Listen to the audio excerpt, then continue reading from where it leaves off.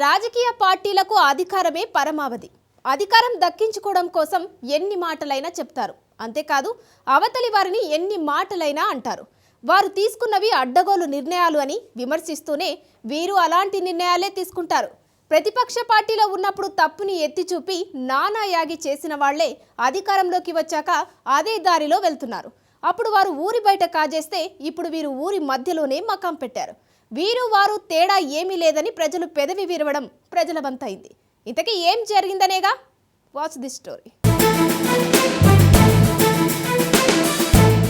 కడప జిల్లా వైసీపీకి కంచుకోట అనే రోజులు పోయాయి. కూటమి పార్టీకి గత ఎన్నికల్లో భారీ మెజారిటీతో అత్యధిక సీట్లు రావడంతో ఇప్పుడు కడప గడ్డపై ఎవరైనా గెలవచ్చు అన్న నమ్మకాన్ని కలిగించారు.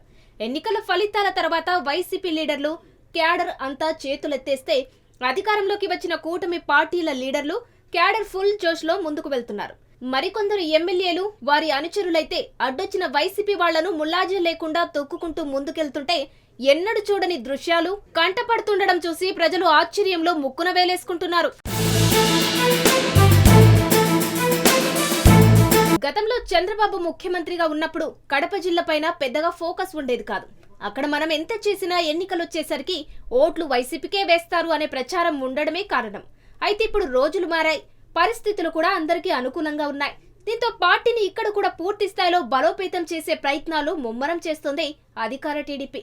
ఇప్పటి వరకు జిల్లాలో పార్టీకి కనీసం పార్టీ కార్యాలయం అంటూ కూడా లేదు.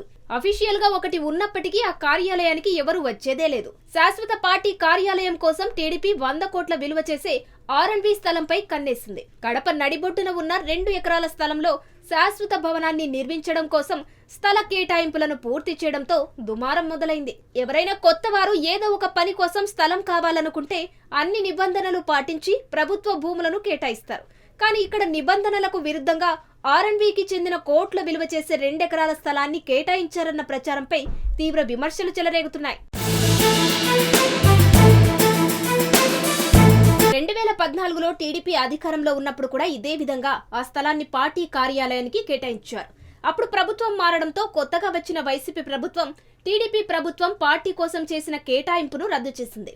ఇప్పుడు వారే తిరిగి అధికారంలోకి రావడంతో గతంలో ఇచ్చిన స్థలాన్నే పార్టీ కార్యాలయానికి కేటాయించారు. 2019లో వైసీపీ ప్రభుత్వం అధికారంలోకి వచ్చాక కడపలో పార్టీ కార్యాలయాన్ని నిర్మించింది. అది ఇప్పుడు నిర్మాణ దశలో ఉంది. టౌన్ కు దూరంగా తిరుపతి రోడ్డులో 3 ఎకరాల విస్తీర్ణంలో వైసీపీ పార్టీ కార్యాలయాన్ని నిర్మించారు. ప్రభుత్వ స్థలంగా ఉన్న దానిని అప్పట్లో ప్రభుత్వం అధికారికంగా వైసీపీ పార్టీ కార్యాలయానికి కేటాయించింది.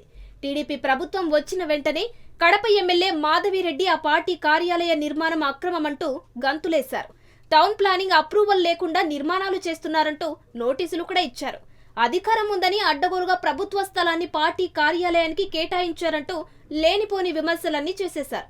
ఇప్పుడు అదే టీడీపీ ఏకంగా 100 కోట్ల విలువ చేసే స్థలాన్ని తమ పార్టీ కార్యాలయానికి కేటాయించుకున్నారు. దీనిపై ఎమ్మెల్యే ఏం సమాధానం చెప్తారు అంటూ ప్రశ్నిస్తున్నారు వైసీపీ లీడర్లు. అయితే దీనిపై వైసీపీలో భిన్నాభిప్రాయాలు వ్యక్తమవుతున్నాయి. టీడీపీ పార్టీ కార్యాలయానికి కేటాయించిన స్థలాన్ని రద్దు చేసిన వెంటనే వైసీపీ కార్యాలయానికి కేటాయించాలని కడప నాయకులు జగన్మోహన్ రెడ్డిని కోరారు. అందుకు అప్పటి మాజీ ముఖ్యమంత్రి జగన్ కూడా అంగీకారం తెలిపినట్లు సమాచారం. అయితే మేయర్ గా ఉన్న సురేష్ బాబు తాను వేసిన వెంచర్లకు వాల్యూ వస్తుందని పార్టీ కార్యాలయాన్ని తీసుకెళ్లి ఊరి బయట పెట్టారు.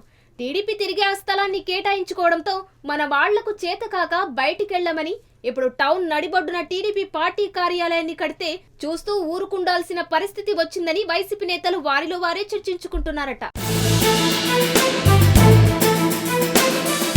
అయితే ఈ విషయంలో టీడీపీలో కూడా భిన్నాభిప్రాయాలు వ్యక్తమవుతున్నాయి.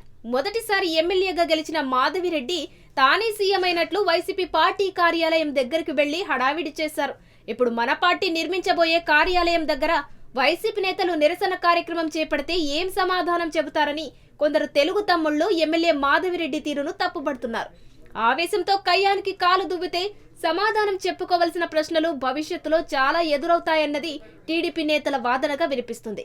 ఆధిపత్య పోరులా కాకుండా ఒకరిపై మరొకరు సంయమనంతో హుందాగా వ్యవహరిస్తే ప్రజల ముందు చులకనయ్యే పరిస్థితి రాకుండా ఉంటుందని హితవు పలుకుతున్నారట. మరోవైపు పార్టీ కార్యాలయాల పేరుతో ప్రభుత్వ భూములను సొంతం చేసుకోవడంలో ఎవరికి ఎవరు తీసిపోరని చర్చించుకుంటున్నారు కడప ప్రజలు.